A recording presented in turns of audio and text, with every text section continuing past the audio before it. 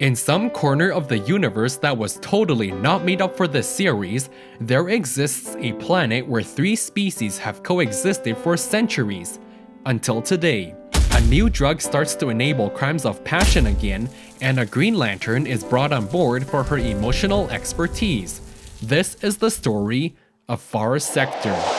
Long ago, the three nations lived together in harmony in a sector so far away the Guardians couldn't even be bothered to number it. Then, everything changed when the Cloud Cryptocracy attacked. They were tricked into fighting each other, and the resulting war ended with both planets engulfed in flames. Realizing their emotions were to blame, they implemented the emotion exploit to genetically suppress all emotions. Doing so has enabled centuries of peace and prosperity, and now the city Enduring houses just shy of 20 billion citizens. Currently, there's a dead body at the feet of our main character, and yet another one from Earth, Green Lantern Sojourner Mullein. Peace Captain Cizin joins her to file a report to the governing body comprised of a representative from each race, the Trilogy Council. Marth represents the flying creatures with a third leg, the Gnaw, Glory for the AIs calling themselves At, and Averup for the carnivorous plants of K-Topli. Bite marks on the victim all but confirms a K-Topli is responsible, but the new drug switch-off may have also played a part. The suspect is already in custody, but clearly someone got to her first. A blur dashes from the room and the space cop is in pursuit. She really regrets not joining the high school track team right about now, and when she fails the QuickTime event, the assassin escapes by escaping. The dead suspect Meili has traces of switch-off in her system. Considering the drug bypasses the exploit, one plausible explanation is that she was overwhelmed by her emotions, and poor Steven suffered the consequences as a result.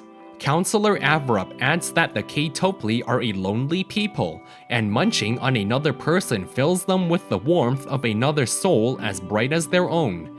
Not that she would understand, but just know they don't really do that anymore because of the exploit.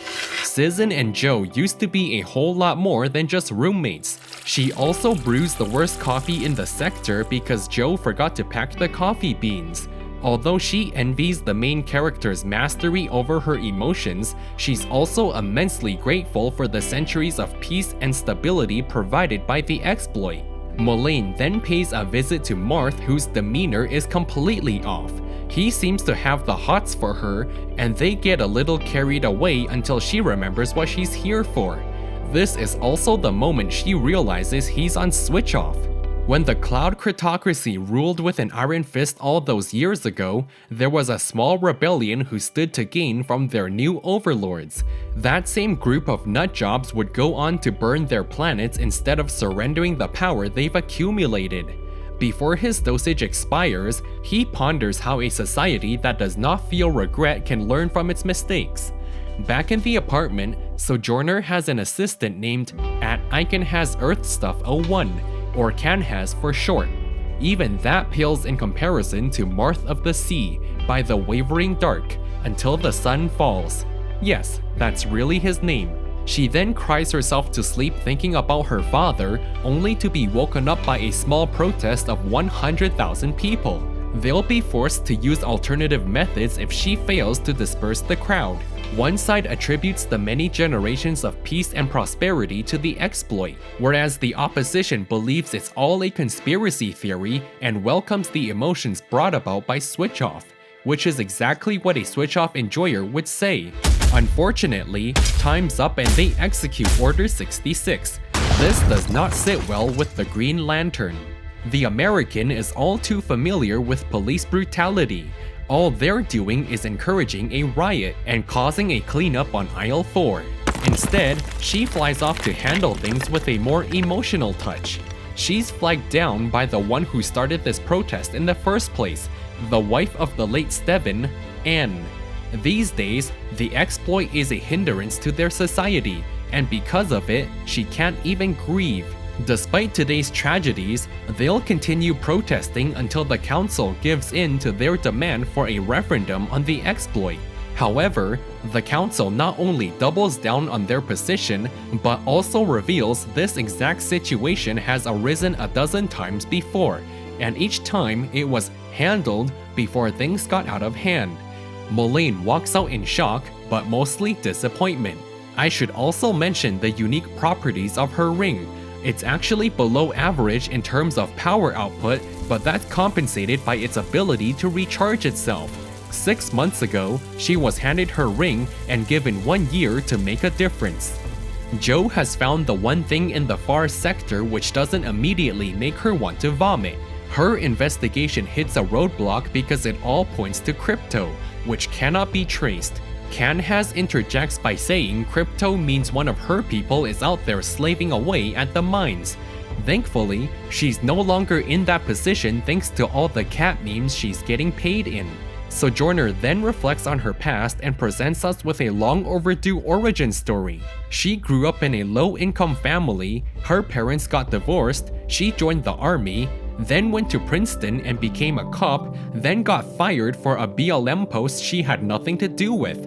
Because of her strong sense of justice, a guardian offered her a chance to make a difference. Counselor Avrup did some further digging and now has reason to believe Maylee is innocent.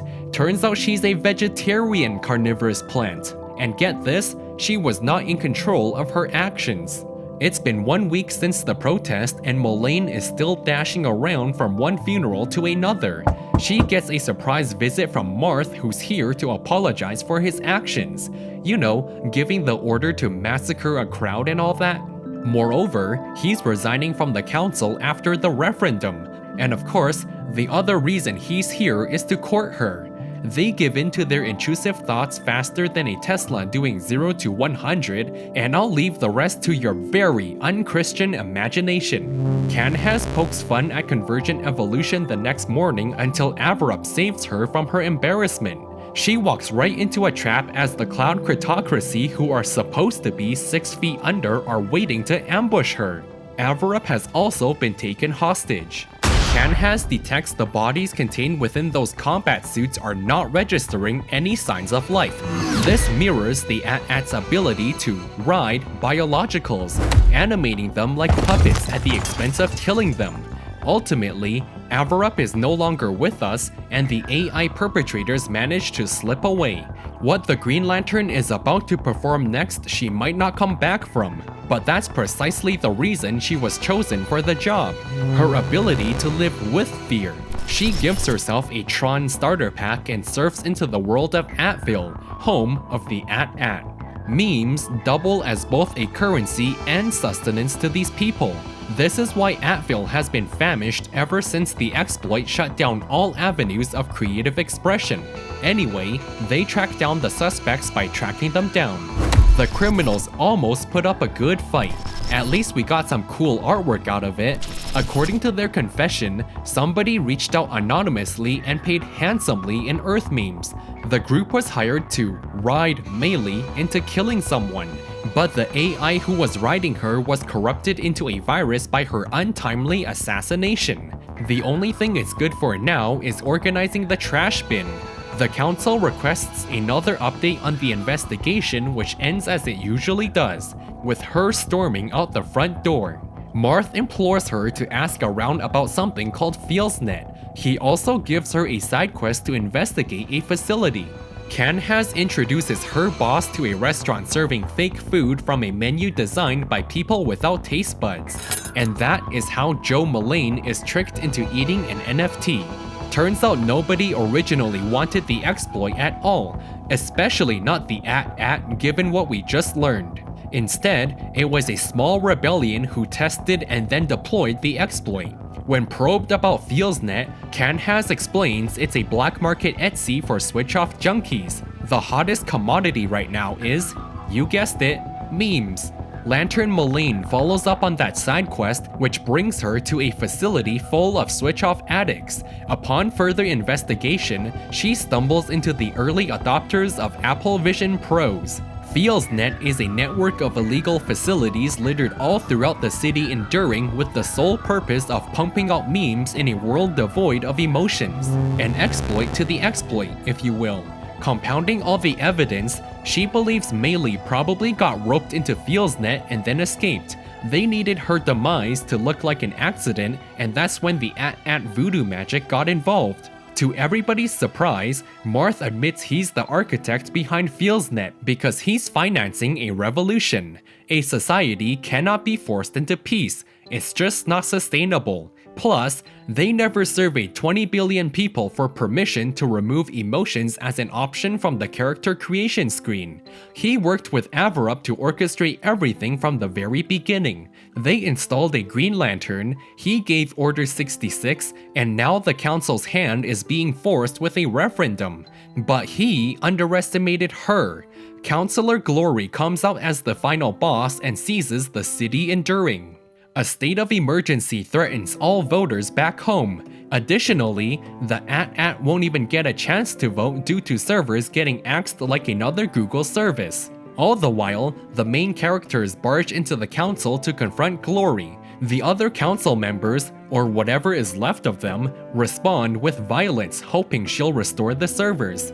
The glass around them shatters from the force of EMPs dropping like hotcakes, which is particularly effective against the rogue AI. Sadly, the final boss is even more delusional than Trump.